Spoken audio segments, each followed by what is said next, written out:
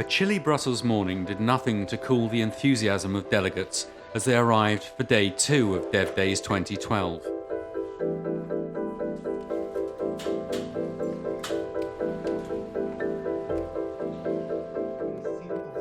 Proceedings began with a series of keynote speeches.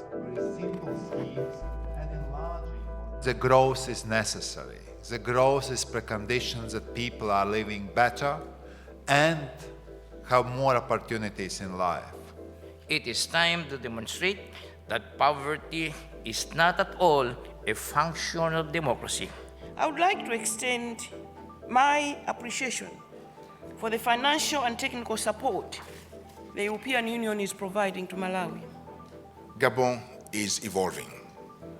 Africa is evolving. Europe must also evolve in its approach and maintain its rightful place by our side. And then it was down to business again. This high-level panel discussed ways of combating inequality in the developing world. Put up your hand if you're from a developing country.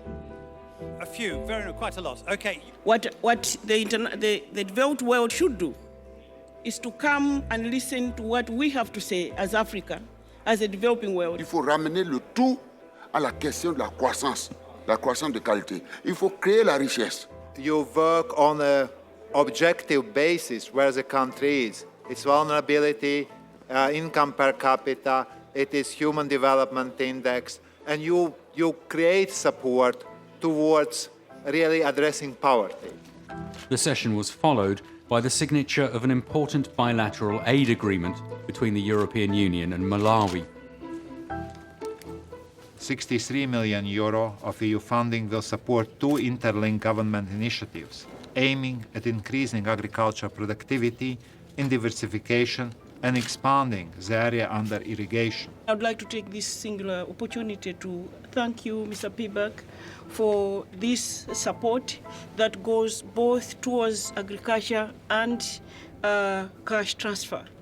It was a pleasure for me to meet you once again. Thank you. This project lab asked whether the days of EU development aid were numbered. I think our government thinks it's quite an achievement if we just hold our aid budget at 0.5%. There's 5% of the EU budget that goes to the poorest countries in the world, and we want to appeal to leaders to protect that money. And of course, delegates could always find a moment to mingle. Pour aujourd'hui, ce qui m'intéresse, c'est surtout l'après-midi, l'exposé du collet ACP, de l'exclusion des petits agriculteurs. I will be sitting in a panel discussion. It's about how microfinance can help in distribution of micro-renewable energy products that are needed by the poor people.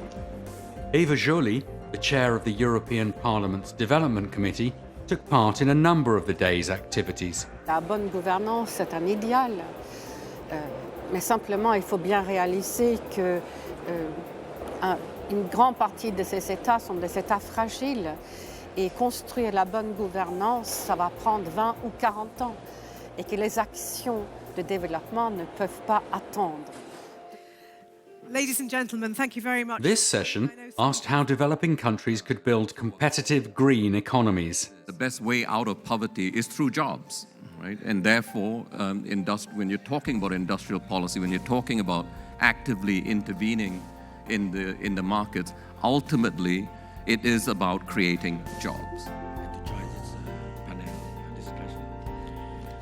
For Vietnam, as you know that we have just graduated from the low-income country to become a middle-income country. We have very good dialogue with them. We know what we need. We know how to get there. We just have to make it happen now. Our socio-economic development strategy up to the year 2020 to bring Vietnam basically to be an industrialized country.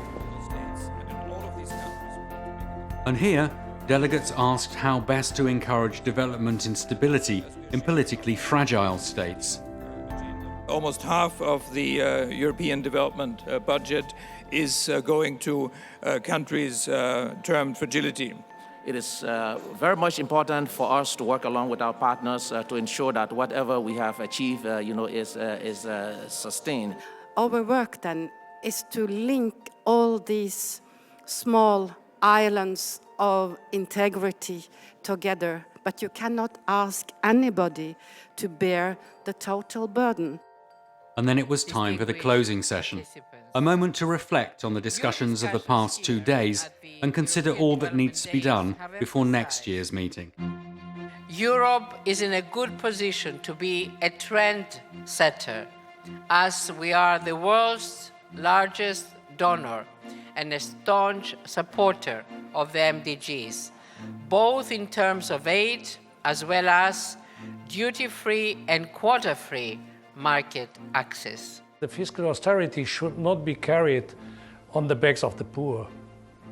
EU aid has pulled millions of people out of poverty and saved countless lives over the last years and must continue to do so.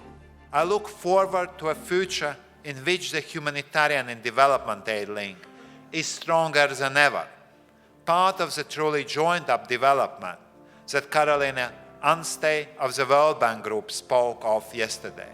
Growth is all well and good, but it is not a cure-all. Social protection is natural ally. In the time of crisis, aid is not a milestone, but a stepping stone to a better world. Ending poverty and empowering people is a lifeblood of our development work. Somebody once said to me that development is ultimate human interest story. I think that over the past 2 days, we have shown that every idea we come up with, every paper we publish, every policy we put in place is designed to have people at its center.